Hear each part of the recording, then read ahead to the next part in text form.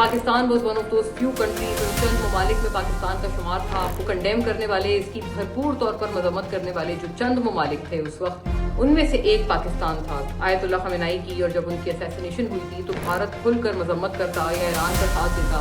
या इस पूरी जंग में कहीं तो भारत नजर आता।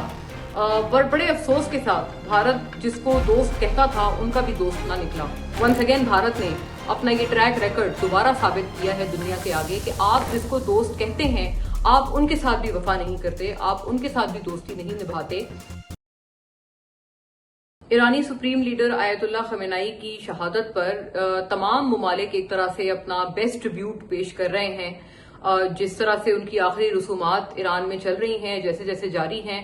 ऐसे में पाकिस्तान की तरफ से भी जो इस जरूरी तरीन मौके पर, अहम तरीन मौके पर जिस तरह का खिराज अकीदत पेश किया गया है और जिस तरह का एक ट्रिब्यूट पेश किया गया है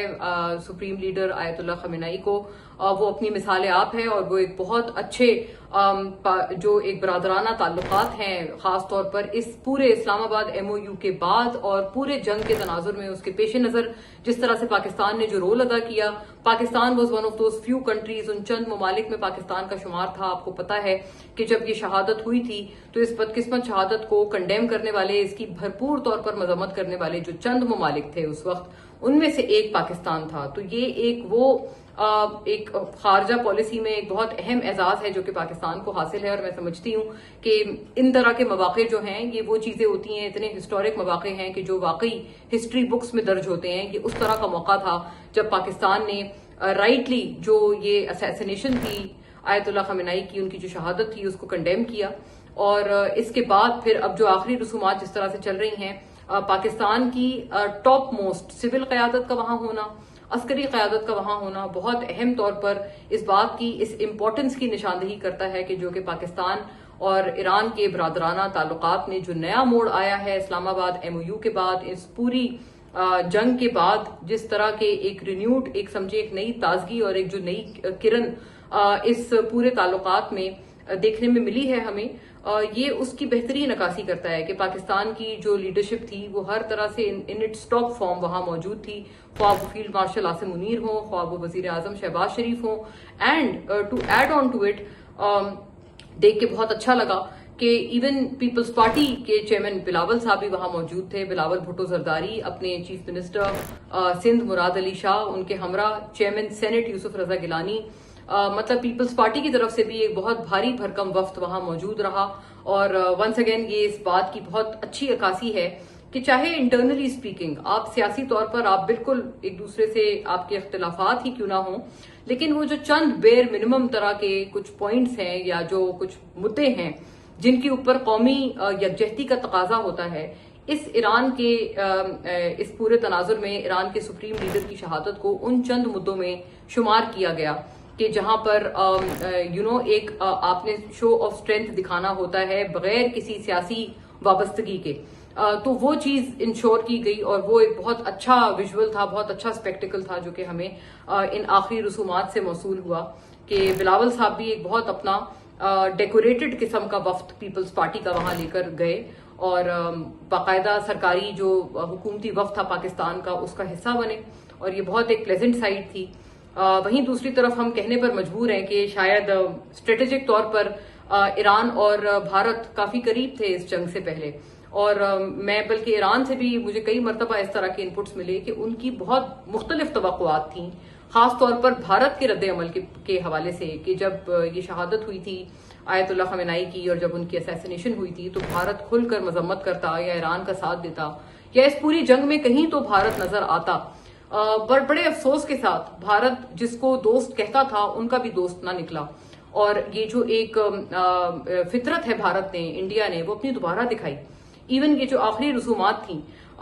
हमें कोई भी इंडियन प्राइम मिनिस्टर या तो वहां होते या मतलब उनकी, अगर वो नहीं भी थे किसी वजह से, तो अपने अलावा किसी को नॉमिनेट करते इन आखिरी रसूमात में शरीक होने के लिए,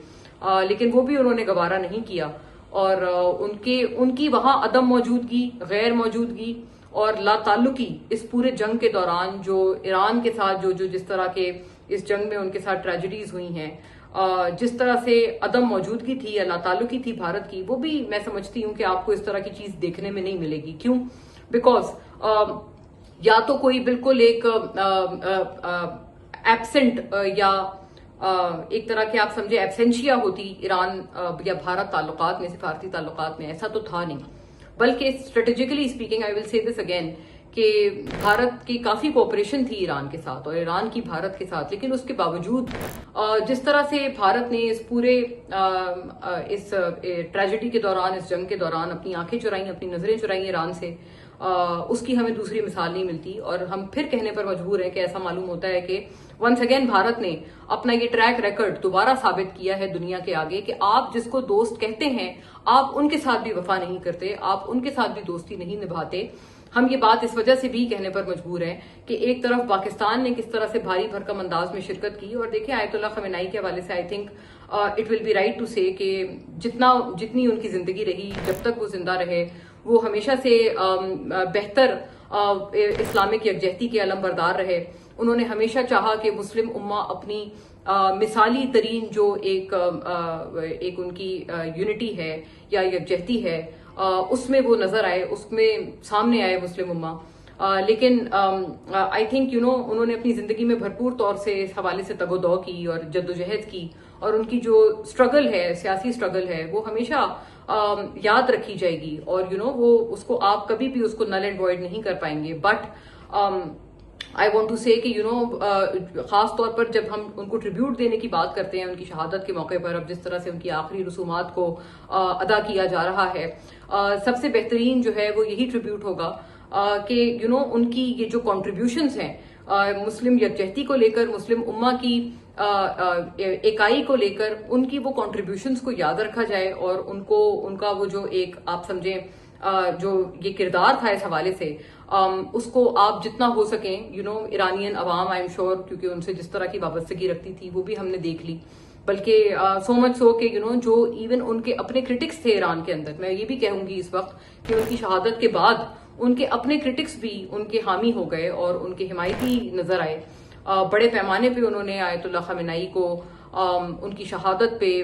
गुस्से, गम और रंज का इजहार किया, और उन्होंने उनके साथ इस मौके पर इजहार यकजहती किया। खास तौर पर आपको याद होगा कि जब शहादत हुई थी, मैं ये याद करने पर मजबूर हूं कि किस तरह से ईरान के चप्पे चप्पे में, गली गली, एक एक कूचे में अवाम का एक समंदर उमड़ आया आयतुल्लाह खमेनाई से यकजहती करने के लिए। इससे पहले उनके कई सारे, वरना even in his own country उनके क्रिटिक्स भी थे, उनके नाकदीन भी थे, लेकिन जिस तरह से अवाम ने उनकी शहादत के बाद जो एक रद्द अमल दिखाया, वो शायद अनप्रेसिडेंटेड था। वो शायद उनके नाकदीन को भी इसकी तवक्को नहीं थी कि इस तरह से लोग अवाम का सैलाब इस तरह से उमड़ आएगा। तो आई थिंक ये तो कहना बिल्कुल आई थिंक एक एप्ट होगा कि उनकी जो पॉपुलैरिटी थी या जो मकबूलियत थी ईरान में, उसमें यकीनन इजाफा हुआ, और ये चीज हमने देखी भी। बट आई थिंक पाकिस्तान ने इस हवाले से जो एक पैगाम दिया है वो बहुत मजबूत है और जरूरत वक्त है। और मैं फिर कहूंगी कि ये पाकिस्तान ईरान के जो ताल्लुकात है, सिफारती ताल्लुकात बिलखुसूस, उनमें वैसे तो नशेब फराज आते रहे हैं, लेकिन ये जो पूरा एक एपिसोड है, इस्लामाबाद एमओयू हो गया, फिर जिस तरह से उस इस्लामाबाद एमओयू में ईरान को हमने फेवर देखा कि जिस तरह से ईरान को रिहेबिलिटेट किया गया या उनको कंसोल किया गया इतने ज्यादा जंगी नुकसानात के बाद, और फिर जो आखिरी रसूमात में आयतुल्लाह खमेनाई को, सुप्रीम लीडर को, जिस तरह का ट्रिब्यूट पाकिस्तानी क़यादत की तरफ से पेश हुआ, बिल्कुल ये कहना गलत नहीं होगा कि ये ईरान और पाकिस्तान के ताल्लुकात में, उनकी दोस्ती में एक नया बाब है।